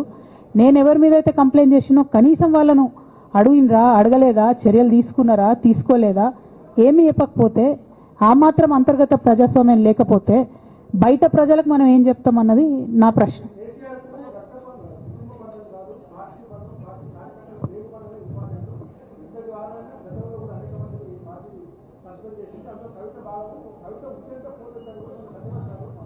నేనేమంటున్నా బ్రదర్, వాళ్ళందరికీ ఏది చెప్తే స్క్రిప్ట్ రాసిస్తే అది మాట్లాడతారు, దాంట్లో ఏముంటుంది. ఇప్పుడు పెద్ద సంఘటన జరగడం ఏంటిది, నన్ను పార్టీ నుండి వీడియో కొట్టాలనేటటువంటి ఒక నిర్ణయం అది జరిగింది. జరిగిన తర్వాత ఇవన్నీ జరుగుతూనే ఉంటాయి, చిన్న చిన్న విషయాలు. అవంతా వ్యక్తులను సీరియస్గా తీసుకోవాల్సిన అవసరం లేదు. అల్టిమేట్గా నేనేమంటున్నా అంటే నన్ను అడగకుండానే ఉరి తీశారు, కనీసం ఏమైంది అని కూడా అడగలేదు.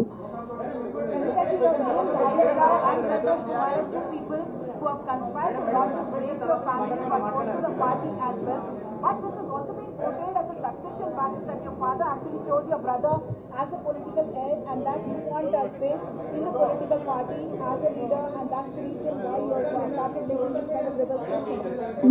మేడం లోగో తీసాను మేడం. నేనేమంటున్నా అంటే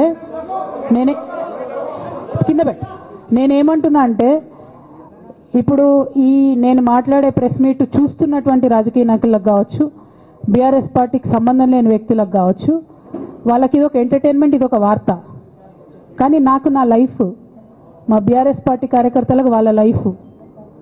సో నేను చాలా తీవ్రమైనటువంటి బాధలో గంభీరంగా ఉండి మాట్లాడేటటువంటి ప్రయత్నం చేస్తున్నాను. నేనేమంటున్నా అంటే కుటుంబంలో జరిగినటువంటి అనేక అంశాలను నేను చెప్పను కూడా. ఎందుకంటే అది ప్రజలకు అనవసరం. అది నేను ఆ బాధను పంచుకుంటే మీరు తట్టుకోలేరు కూడా. నేను చాలా గట్టిదాన్ని, మొండిదాన్ని, దయ్యాన్ని కాబట్టి తట్టుకొని నిలబడ్డా. కానీ నా ప్లేస్లో వేరే వాళ్ళు ఉంటే తట్టుకోలేరు. సో కుటుంబంలో ఇంటర్నల్ విషయాలు నేను మాట్లాడతలేను. ఓన్లీ పొలిటికల్ ఇష్యూసే నేను మాట్లాడుతున్నా. పొలిటికల్గా నన్ను సైడ్ లైన్ చేసి, నన్ను సస్పెండ్ చేసి, పార్టీకి అనుక్షణం నష్టం చేస్తున్న ఆ ఇద్దరు వ్యక్తులను, వారి గుంపును, వారి ముఠాను పార్టీ ఎట్లా మోస్తుంది అనేటటువంటిది నా ప్రశ్న. సరే, నిన్న మొన్న ఆ గుంపుకు సంబంధించిన వ్యక్తులు అన్ని చోట్ల నా ఫ్లెక్సీలు చింపేసి నాకు దిష్టిబొమ్మలు, శవయాత్రలు ఎందెందో వేసిరట. ఈ ఉత్సాహం కేసీఆర్ గారి మీద సిబిఐ ఎంక్వైరీ చేస్తా అని రేవంత్ రెడ్డి గారు అన్నప్పుడు ఎక్కడ చచ్చిపోయింది ఆ ఉత్సాహం అని నేను అడుగుతా ఉన్నా. ఎందుకు చేయలే రేవంత్ రెడ్డి గారి దానాలు, దిష్టిబొమ్మలు ఎందుకు చేయలే? ఏం అండర్స్టాండింగ్ ఉంది మీకు? నా ప్రశ్న సింపుల్. నన్ను వ్యక్తిగతంగా ఏదో చేస్తారన్నది కాదు. నాకు నష్టం జరిగేదే లేదు. ఎందుకంటే ప్రజలు చూస్తున్నారు, ప్రజలు గమనిస్తున్నారు. తెలంగాణ ఆడబిడ్డలు తమ ఇంటి ఆడబిడ్డలుగా ఆదరించారు నన్ను. ఒక్కొక్కరు అడిగితే అర్థమవుతలే, ఏం అర్థమవుతలే.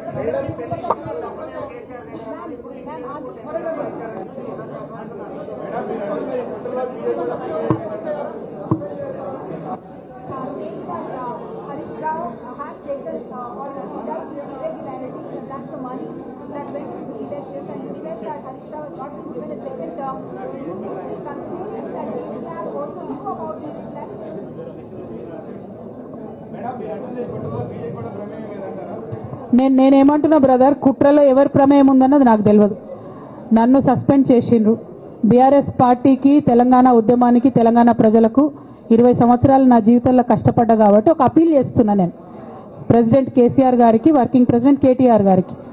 మన కుటుంబాన్ని విచ్ఛిన్నం చేసి పార్టీని హస్తగతం చేసుకోవాలనే కుట్ర జరుగుతుంది. దాన్ని తిప్పికొట్టండి. అవినీతి తిమంగళాలని బీఆర్ఎస్ పార్టీలకు వెళ్ళి తీసి బయటపడేయండి.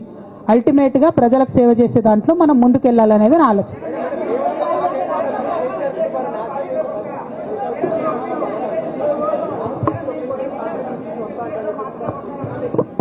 ఇక్కడ ఇంకో మాట చెప్పాలి బ్రదర్. నేను నిన్నటి నుంచి పేపర్లలో నేను ఈ పార్టీలో ఏరుతున్నా, ఆ పార్టీలో ఏరుతున్నా అని వచ్చింది. నేను ఏ పార్టీలో కూడా చేరను.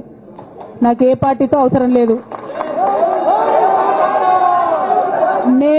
నేను ఫ్యూచర్లో ఏం చేయాలనే విషయం జాగృతి కార్యకర్తలతోని, తెలంగాణ మేధావులతోని, బీసీ బిడ్డలతోని, సామాజిక తెలంగాణ కోసం పనిచేసేటటువంటి అన్ని వర్గాల ప్రజలతోని, అందరితోని మాట్లాడిన తర్వాత నిర్ణయం తీసుకుంటా. కానీ తొందరపడి నిర్ణయం తీసుకునే అవసరం నాకు లేదు. 1, 2 ఏదో నిర్ణయం తీసుకోవాలనేటటువంటి విషయంతో నేను పనిచేయడం లేదు. జరిగినటువంటి పరిణామాలను ఒక్కొక్కటిగా ఎదుర్కొంటూ వస్తున్నాను. నిన్న జరిగినటువంటి పరిణామం చాలా కీలకమైనది, నా జీవితంలో అత్యంత ముఖ్యమైనటువంటి పరిణామం. కాబట్టి చాలా ఆలోచించి, ఆచితూచి, అల్టిమేట్గా తెలంగాణ ప్రజలకు లాభం జరిగేటటువంటి నిర్ణయం తీసుకుంటా తప్పితే నా కోసం నిర్ణయం తీసుకోవాల్సిన అవసరం లేదు.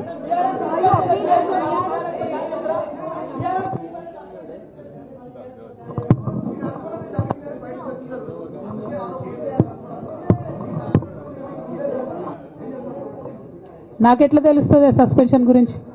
నాకైతే రేవంత్ రెడ్డికి ఉన్నట్టు ఆడ దూతలు లేరు. అక్కడ సార్ సగం ఇడ్లీ తింటే బయటకు చెప్పేటటువంటి సిస్టమ్ నా దగ్గర లేదు. సో అక్కడ ఏం జరిగిందో నాకు తెలియదు, ఎవరు నా గురించి ఏం చెప్పారో నాకు తెలియదు. Ma'am, it is but natural. అమ్మతోని మాట్లాడకుండా ఎవరైనా ఉంటారా? First of all. Second of all, ఈ మొత్తం పరిణామంలో కూడా మా మదర్కి దూరంగా ఉండాల్సి రావడమే బాధాకరం. ఇంతకు మించి బాధ ఇంకోటి లేదు. పొలిటికల్ పొజిషన్స్ వస్తాయి పోతాయి, ఇవి వేస్ట్. ఇవి అమ్మలేని లోటు ఎవరు కూడా తీర్చలేరు. ఆ ఒక్క బాధ తప్ప ఇంకేం లేదు. ఇది మాత్రం నా ఇంటిగ్రిటీ నిరూపించుకోవడం కోసం నేను రాజీనామాలు చేస్తున్నా. నాకు పార్టీ వల్లనే ఎమ్మెల్సీ వచ్చింది, దానికి రాజీనామా చేస్తున్నా. నేను పార్టీకి నష్టం చేసినాను అని చెప్పి పార్టీ నాయకులు మా నాన్నగారు భావిస్తున్నారు కాబట్టి పార్టీకి కూడా రిజైన్ చేస్తున్నా. కాలం నిర్ణయిస్తుందండి. షర్మిలతో పోలుస్తున్నారా, కేసీఆర్తో పోలుస్తున్నారా, కాలం నిర్ణయిస్తుంది. తొందర ఏం లేదు. నన్నేదో అవమానం చేయాలి, నన్నేదో అనాలి అని ఎవరు పడితే వాళ్ళు మాట్లాడే అడ్డమైన మాటలకు సమాధానం చెప్పాల్సిన అవసరం కూడా లేదు.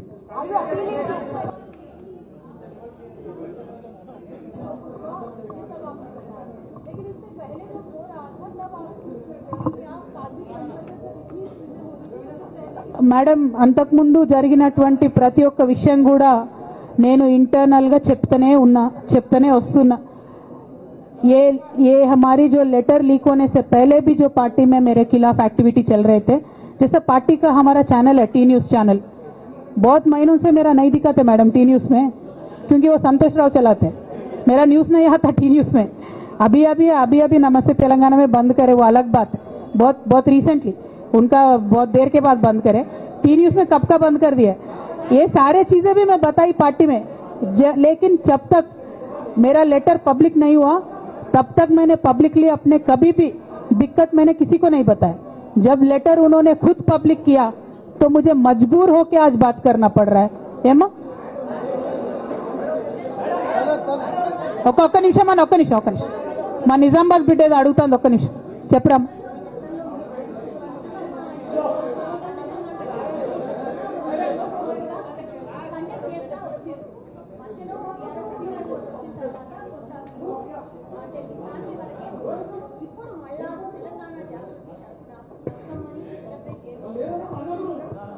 ఏ మనోడా భయ్ ఆగు మెల్లగా వాళ్ళని ప్రెస్ వాళ్ళని ఇబ్బంది పెట్టకండి, జాగృతి కరక. నువ్వు భలే జ్యోతిషం చెప్తావు బ్రదర్. 1 2 బతుకమ్మ ఖచ్చితంగా సెలబ్రేట్ చేయాలనుకున్నా. యాజ్ ఆన్ టుడే మాత్రం విపరీతమైన బాధ అవుతుంది. ఏం చేయబుద్ధి అయితే లేదు. 2 రోజులు అయితే బ్రేక్ తీసుకుంటా. ఆ తర్వాత ఆలోచించుకొని నా కార్యాచరణ ప్రకటిస్తాను.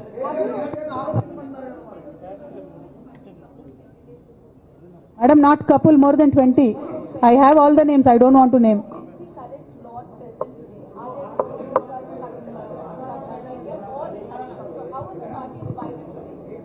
I don't have that. Madam, I have a lot of information, but I don't believe it is the right time to expose all that. There is a lot many more interactions that we will have in future. If necessary, I'll certainly let that information out. Today, my simple appeal to Honorable President of our party is, as you have taken action on me without even asking me for an explanation, kindly take action on the rest of the people as well. That is my simple allegation.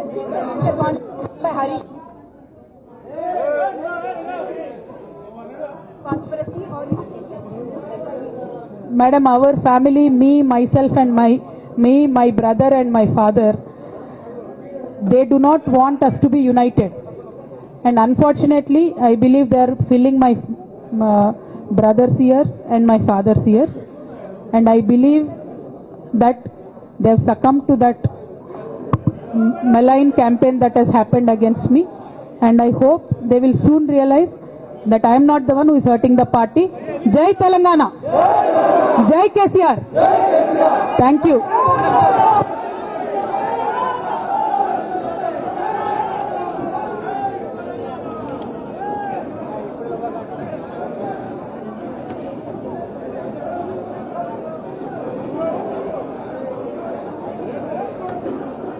Navinachari, Srikant Gaud, Lalita Yadav.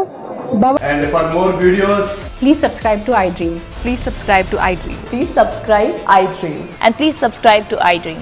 For more videos, subscribe to iDream. please like, share and subscribe to the channel. Congratulations, iDream. Subscribe to iDream. Subscribe to iDream. So subscribe to iDream Media. iDream ki iDream team andarki huge congratulations. Please subscribe iDream Media. Please subscribe to iDream. Subscribe iDream. Please subscribe to iDream. iDream అంటే నా కళల channel subscribe చేసుకున్న నోరు తిరుగుతలేదు మీరైతే గంట గుర్తు కొట్టండి. For more such videos, please subscribe to iDream. Subscribe to iDream. Please subscribe to iDream. Please subscribe iDream Media. Please do subscribe to iDream. Please subscribe to iDream Media. For best entertainment and information, please subscribe iDream. And don't forget to subscribe to iDream.